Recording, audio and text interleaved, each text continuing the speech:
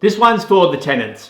As a tenant, you need to understand what is an emergency and what is not an emergency. So here's some examples. First thing you do is call your property manager if it's during business hours. If it's after hours, call on the emergency line. If you don't know what that is, go to your lease right now, find it and stick it on the fridge so when you need it, it is handy. So let's run through some examples. Water heater. If it's burst and leaking a lot and it's inside, yes, that's an emergency. If it's only leaking a little bit and it's inside or outside, that is not an emergency. If you have no hot water, that is an emergency. Garage door doesn't open or it doesn't close correctly. Both of those things are emergency because they're a security/safety issue. Circuit breakers. The main circuit breaker keeps popping. First thing you do is isolate any appliances you have plugged in. Once you've done that, if it still pops, yes, that is an emergency. If it turns out to be your toaster that's causing that circuit breaker to pop, that was not an emergency and you're going to get that bill. Blocked toilets. If there's only one toilet in the house, yes, that is an emergency. If there's a big storm and the roof is leaking, yes, that is an emergency. If there's a gas leak, absolutely, that is an emergency. And as a catch-all, any type of natural disaster which causes you some sort of distress, that probably is an emergency. That's it for this week. The market update is next week.